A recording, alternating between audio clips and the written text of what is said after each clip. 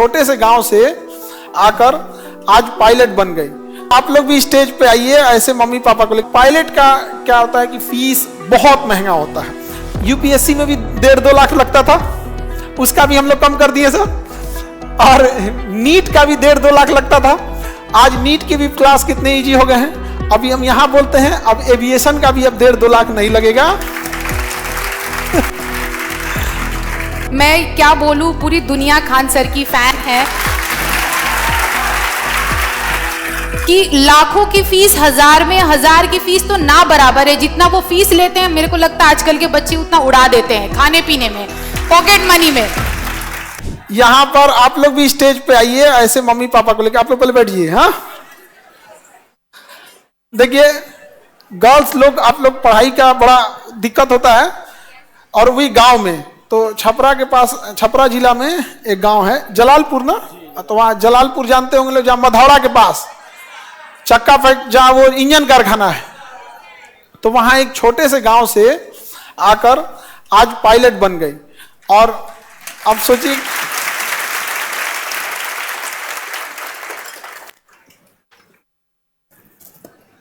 तो एक छोटे से गांव से आना, वो भी एक फीमेल के लिए तो बड़ा चैलेंजिंग हो जाता है कि नहीं।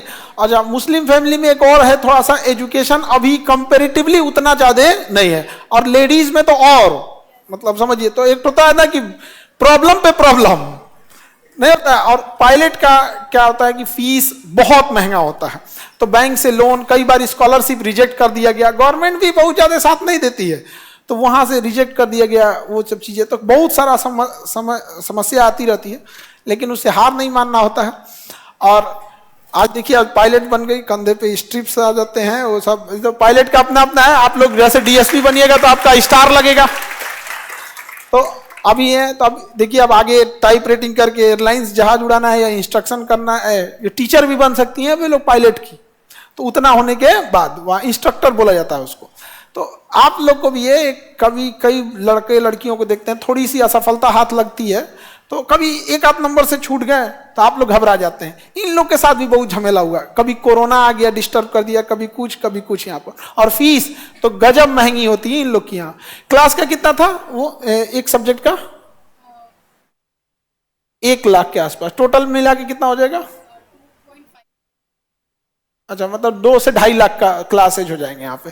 तो अभी देखिए इनका 2 से 2.5 लाख का तो क्लास लग जाता है। यूपीएससी में भी 1.5-2 लाख लगता था, उसका भी हम लोग कम कर दिए सर। और नीट का भी 1.5-2 लाख लगता था, आज नीट की भी क्लास कितने इजी हो गए हैं। अभी हम यहाँ बोलते हैं अब एविएशन का भी अब 1.5-2 लाख नहीं लगेगा। अब कोई भी चाहेगा तो एविएशन का भी क्लास कर सकता है डीजीसीए में, अक्सर आप लोग को बताते भी हैं, तो वहां पे अब उसके लिए भी सर हम लोग उतर रहे हैं। और हम तो अभी आप डिस्कस कर रहे थे, हम लोग क्लास लेंगे लोग तो अच्छे से समझ में आएगा कि नहीं आएगा उसमें। हमारा तो फेवरेट सब्जेक्ट है एविएशन वगैरह, मेरा फेवरेट है वहां पे। उसको कभी कभी मिलता है तो आप लोग को समझा देते हैं, लेकिन आप लोग को समझाने में क्या होता है ना, आप नहीं समझ पाते हैं, आपको उतना आइडिया नहीं लगता है। अभी हम लोग बहुत देर से क्लास का ही चर्चा कर रहे थे, कहाँ क्या होता है कहाँ होता है, तो मम्मी पापा लोग को इनको समझ में नहीं आता था क्या चर्चा है, क्या चीज होता है, टाइप रेटिंग क्या है, डीजीसीए और एयरपोर्ट की मार्किंग क्या है, सोलो फ्लाइंग क्या होता है, स्टॉल क्या होता है, इंजन फेलियर क्या होता है। तो जैसे जो रहते हैं लोग तो उन लोग में और अच्छा लगता है समझाने में, तो आप लोग के लिए भी अच्छा है। अब आप लोग में भी कोई अगर पढ़ना चाहे तो इसके लिए बस क्राइटेरिया क्या है कि इंटर में साइंस वगैरह रहना चाहिए, बाकी ये समझाएंगे। पहले तो सबको good afternoon, respected Khan sir and all teachers जो भी यहाँ पे हैं, सारे स्टूडेंट्स को बहुत बहुत थैंक यू सर को, स्पेशली मुझे यहाँ पे आने का मौका देने के लिए। मैं क्या बोलूँ, पूरी दुनिया खान सर की फ़ैन है।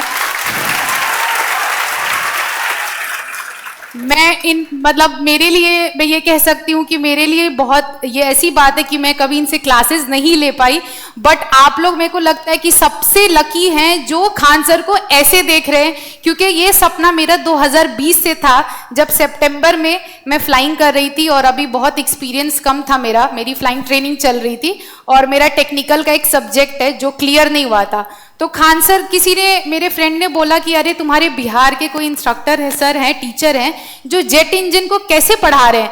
तो मैंने वो वीडियो देखा सर का, तो मैंने बोला कि मतलब ऐसी चीज जिसपे हम सर फोड़ते, सर मारते, कैसे समझ में आए नहीं आए, सर ने उस चीज को ऐसा लगता है कि 15 मिनट में ऐसे समझाया कि ना किसी नोट्स की जरूरत पड़ी, ना याद करने की जरूरत पड़ी। अच्छा, आप तो ऑनलाइन ही देख पाई।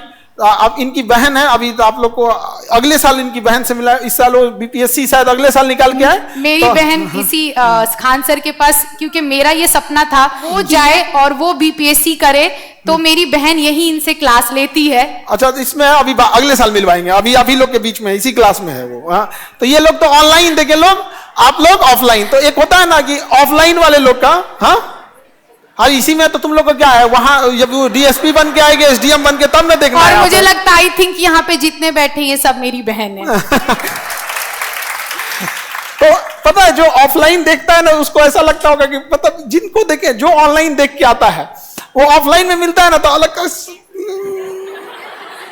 उसको ऑफलाइन देखने के बाद ना उसको लगता है कि पता नहीं कि मिलेंगे कि नहीं मिलेंगे हम। अच्छा, ऑनलाइन में ऐसा लगता होगा हम बहुत स्ट्रिक्ट हैं, हालांकि स्ट्रिक्ट तो हम हैं। नहीं स्ट्रिक्ट रहेंगे तो इनको संभालना कितना मुश्किल हो जाएगा यहाँ पे।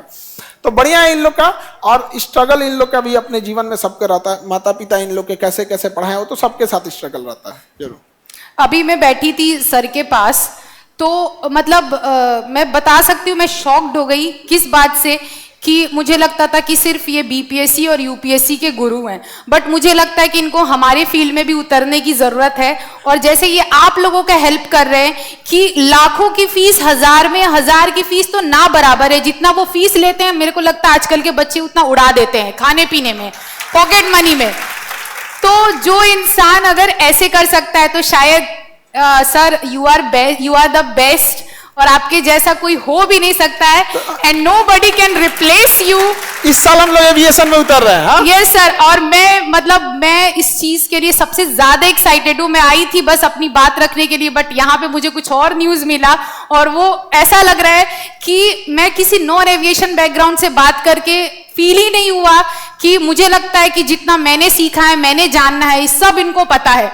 कैसे पता मुझे नहीं हम पता। एयरपोर्ट खोल रहे, हम तो दिखाए ना, हम दिखाए वहां पे, हम परेशान हो गए थे आप लोग के लिए कि हम कैसे करें। जैसे बिहार में 4 सेस्ना जहाज खड़ी हुई है, 4 जहाज खड़ी होना बहुत बड़ी बात। आपके फ्लाइंग स्कूल में कितनी थी एवरेज, कितनी रहती है सेस्ना? जैसे नॉर्मल डीजीसीए को रिक्वायरमेंट 3 जहाज पे, वो यहाँ 4 है, बिहार में 4 है, एक को नहीं है, एक को उड़ने नहीं देते हैं सब। वो सब समझ जाइए डमी एयरक्राफ्ट थी। जब तक मैं खुद बिहार से हूँ, मेरा डोमिसाइल बिहार से है।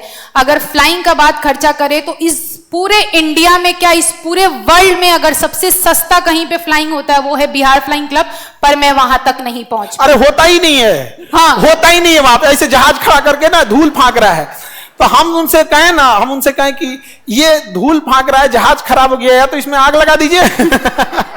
ये किसी काम का नहीं, किसी को मिलता ही नहीं उड़ाने के लिए। तो हम इतना दौड़े, इतना परेशान हो गए कि हम तो अभी आप लोग को एयरपोर्ट का दिखाएंगे तो क्या ही समझ में आएगा, क्योंकि ये पायलट है। हम दिखाएं, हम उब के अपना जमीन लेके, अपना रनवे बना के, अपना जहाज ले आने के लिए सोच रहे थे, और वही सब चीज हम लोग फिर करेंगे यहाँ पे कि अपन रनवे रहे, अपन एयरपोर्ट रहे, बाहर में जा तोरा नहीं मतलब है हमारा।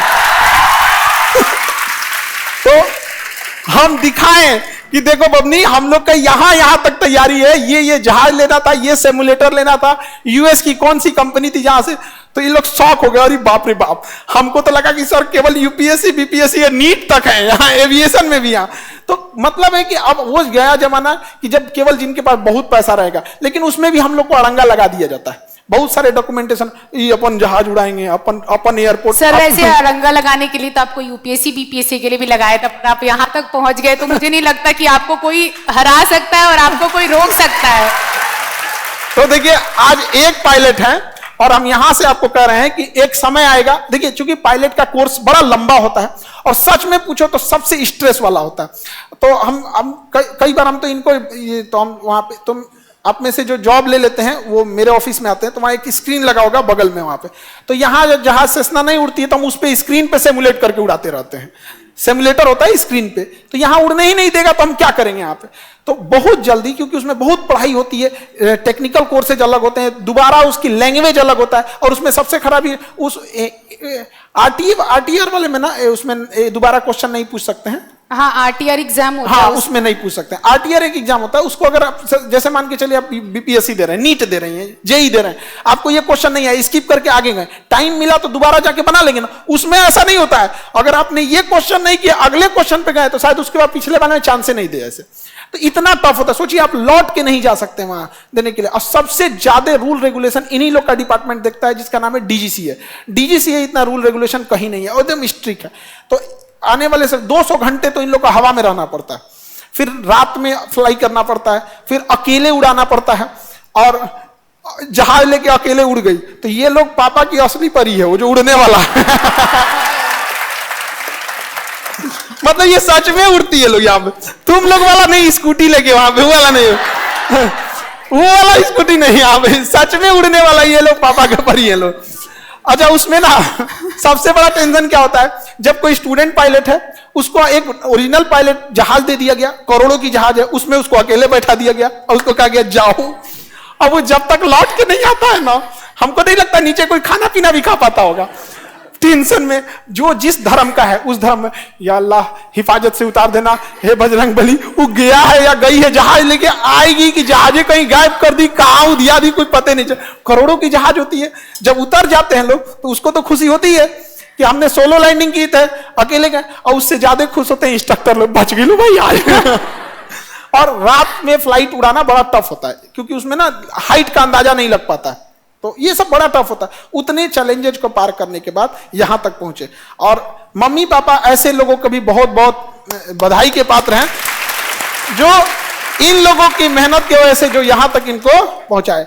मम्मी पापा ने भी जो स्ट्रगल किए थे, तो कुछ उनके बारे में भी ताकि इन लोग के लिए भी एक मोटिवेशन रहे कि सबके मम्मी पापा को स्ट्रगल करना पड़ता है। मैं लड़की हूँ और लोगों को हमेशा लगता है कि लड़कियां स्कूटी पैर से ब्रेक मारती हैं, आज भी ऐसी हैं लड़कियां।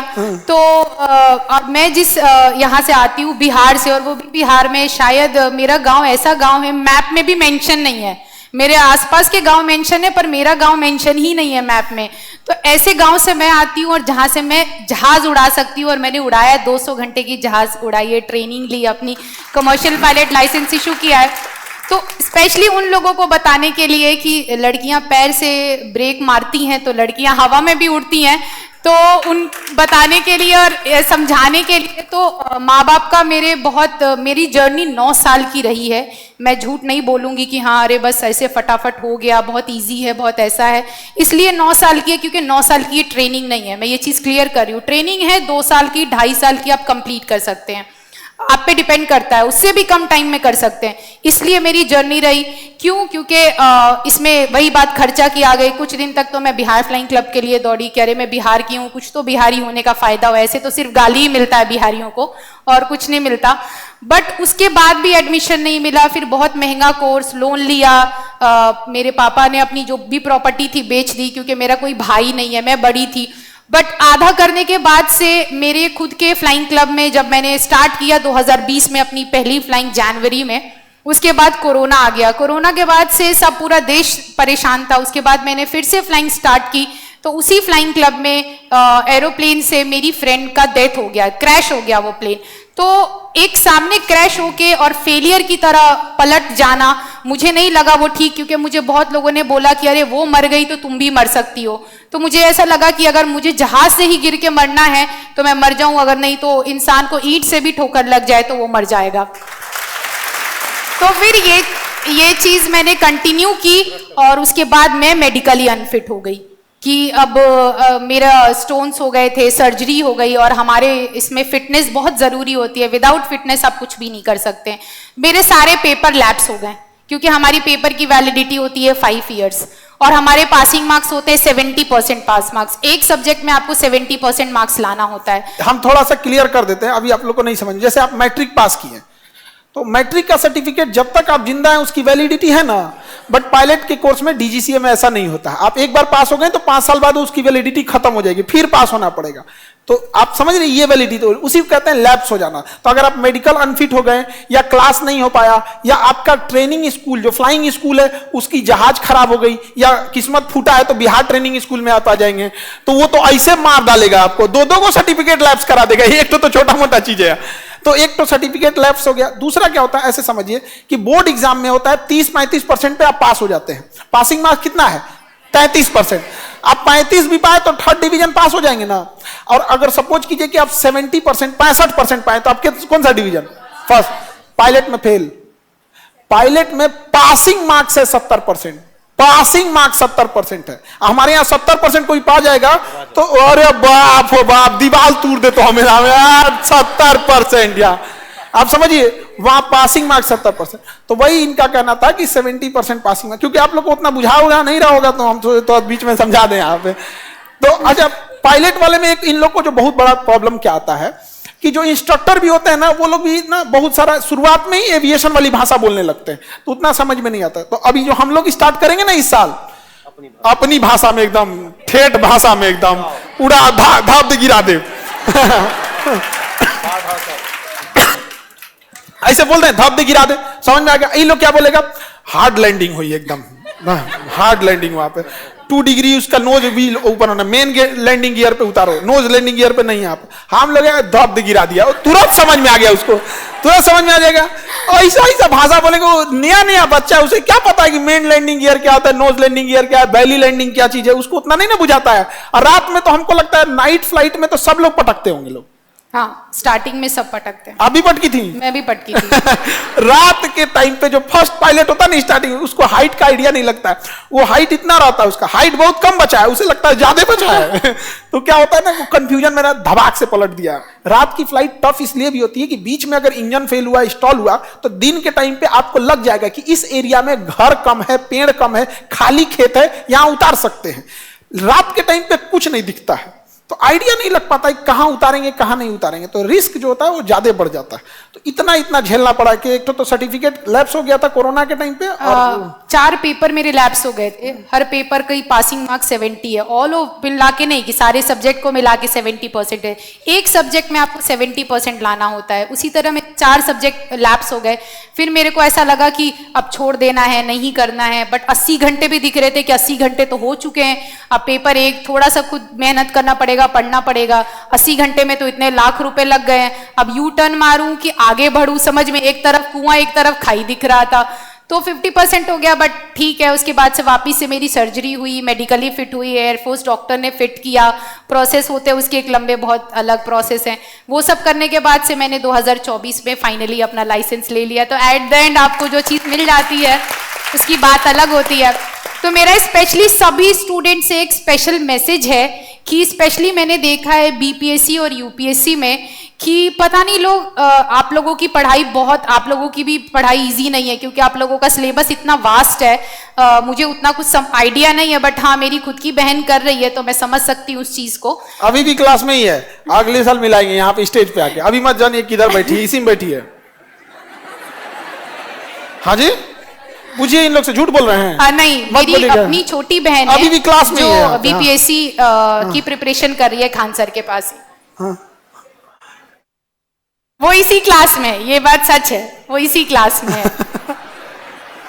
हम इसलिए बोल रहे हैं ना कि नहीं पहचान देने के लिए, क्योंकि ना अगर पहचान गई कि इसी की बहन है तो उसको कल से स्पेशल ट्रीटमेंट मिलेगा। हाँ, इसकी नहीं बिल्कुल, इसकी आपा, इसकी बाजी पायलट है। हाँ, मुस्लिम में आपा या बाजी बोलते हैं। क्या बोलती है? बाजी की आपा? वो अप्पी बोलती है। अप्पी बोलती है। हाँ हाँ। साउथ इंडिया में तमिलनाडु में अक्का बोलते हैं। हाँ। अक्का, बड़ी बहन अक्का, नहीं तो अन्ना, बड़ा भाई को अन्ना। वहां पे हम इधर गए थे तो समझ में अक्का अन्ना ये सब थोड़ा थोड़ा है। नहीं तो कल से पैरवी करने लगेगा, साहब जान में बचाओ में तुम्हारी दीदी पायलट है। इसीलिए मैं नाम नहीं बता रही हूँ उसका, बिकॉज उसको जब आप जाने तो उसके नाम से जाने। आज आप मुझसे मिल रहे हैं तो आप मेरे नाम से मिल रहे हैं। तो मेरा सब लड़कियों से यही रिक्वेस्ट है कि आप अपनी खुद की पहचान बनाएं। इनफैक्ट लड़के भी, लड़कों को मैं इसलिए नहीं बोल रही हूँ बिकॉज लड़के बहुत रफ एंड टफ होते हैं, वो कहीं पे भी अपना गुजारा कर लेते हैं, उनको कोई स्पेशल ट्रीटमेंट की जरूरत नहीं होती है।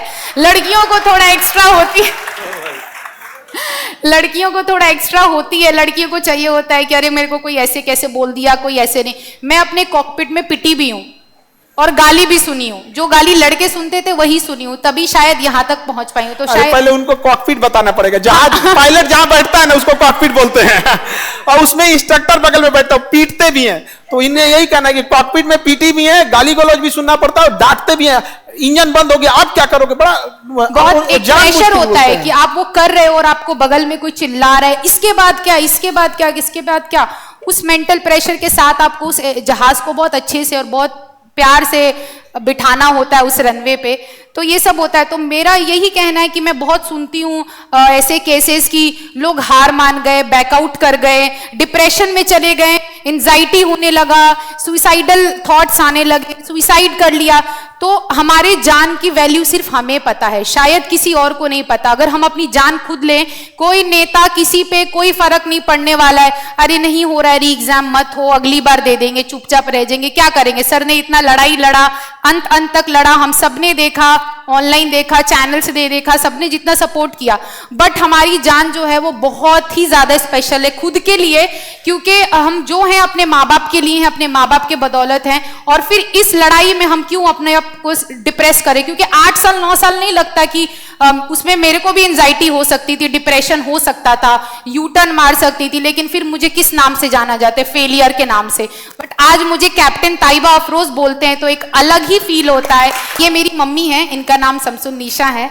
ये खुद पढ़ी लिखी नहीं है, लेकिन इनको पढ़ने का बहुत शौक था। बचपन में मैं बहुत पीटी हूँ, झाड़ू से, वाइपर से, जो मिलता था वो चला देती थी, मार देती थी। बट कहने को तो कहते ना प्यार की बेटी थी मैं, कि तब होता था कि अरे बड़ी बेटी है, एक ही बेटी थी तब मेरी छोटी बहन।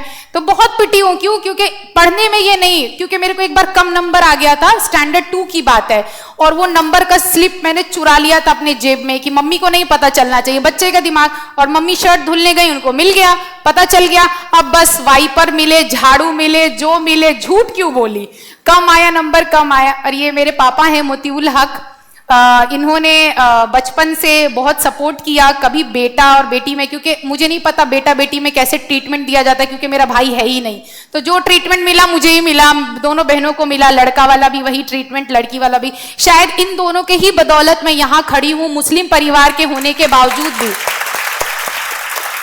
चलिए, ग्रेट। बहुत अब देखिए, एक माँ बाप पे ही क्या बीतता है, और जब पढ़ाना बहुत चीजें सुनने को मिलती हैं। अब हम लोग तो बहुत सारे बात किए, तो जैसे कोई किसी का तो सपोर्ट नहीं मिला होगा, कोई है रिश्तेदार जो कह सकता है कि सपोर्ट किया हो? नहीं, खुले में बोल सकते हैं हम लोग कि कोई रिश्तेदार नहीं है।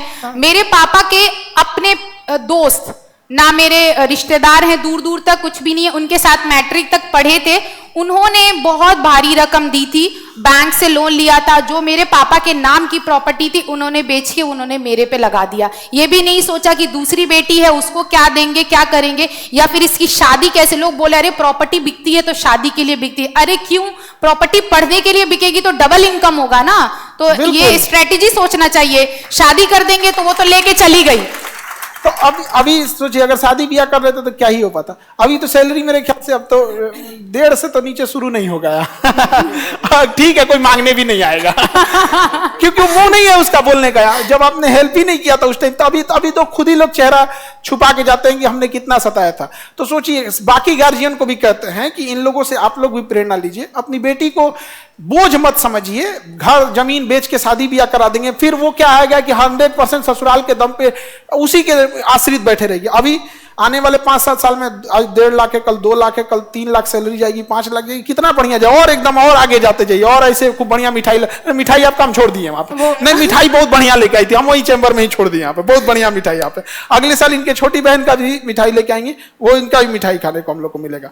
तो आप लोग भी मेहनत करते रहिए, और देखिए रियल में ना, जैसे हम क्या कहते हैं, रियल कामयाबी इस चीज को बोला जाता है कि मतलब आपको आपके नाम से आज कितना खुशी हो रहा होगा आज लोग को भी जान के। तो इस स्टेज पर आप लोग भी आइए और बेहतर ढंग से। और यहां पे भी हम आपको बताते हैं, जैसे यहां पे बीपीएससी निकाले लोगों की पूरी भीड़ लग जाती है, और ऐसे हर जॉब में यहाँ पे अभी तो देखे होंगे एग्रीकल्चर हो गया, या फिर बीपीएस दरोगा हो गया, एसआई हो गया। अभी कुछ साल में 200 घंटा में तो टाइम लगता है, ये स्टेज भी पायलट से भरा हुआ आपको मिलेगा, ये वाला हम वादा करते हैं। समझा? बिल्कुल, इस चीज का मुझे सबसे ज्यादा इंतजार रहेगा। ऐसा लगा कि शायद मैं इस स्टेज पे आ गई, अब इसकी ओपनिंग हो गई पायलटों के लिए। अब इस स्टेज पे सिर्फ और सिर्फ आपको यूपीएससी बीपीएससी के साथ साथ आपको पायलट भी नजर आएंगे। बिकॉज मुझे नहीं लगता कि खान सर से बेस्ट पूरे मेरे हिसाब से पूरे वर्ल्ड में कोई है, because he is something else जिसको हम शब्दों में बयान नहीं कर सकते। बट अगर मैं कभी भी थोड़ा सा भी डिमोटिवेट होती थी ना, तो इनका वो बकलोलिया बकलोलवा वाला वीडियो देख के एक अलग एक मतलब कोई ऐसा इस दुनिया में नहीं होगा ना जो इनका वीडियो देख के उनके चेहरे पे ना स्माइल आए। अगर वो इंसान पढ़ाने के साथ साथ किसी को मोटिवेट कर रहे हैं, किसी को हंसा रहे हैं ना, तो sir you are the best, you are the best sir. Actual में ना देखिए, हमारा एविएशन पे आप लोग 6-7 होगा, एक होगा फ्लैप्स का होगा, एक जेट इंजन देखी होंगी आप, और ये सब क्लास में। तो जितना ये क्लास कराए थे ना, इतना भर भर के मैसेज आना, मेल आना कि सर प्लीज डीजीसीए वाला कोर्स स्टार्ट कीजिए, ये स्टार्ट कीजिए। बट उस कोर्सेज की फीस 1.5-2 लाख है। एक नॉर्मल आदमी वहां तक जा ही नहीं सकता, पहले सर्टिफिकेट ही नहीं ले पाएगा। तो इस बार हम लोग को भी बहुत जल्दी इस चीज को करना है, और अगले बार से इस पे पूरा का पूरा पायलट लगेंगे, ठीक है? चलिए, thank you everyone, thank you, all the best for your future. आपको इस स्टेज पे आने के लिए गिफ्ट मिलता है, तो ये आपका। Thank you so much sir, thank you. हमें पकड़िए।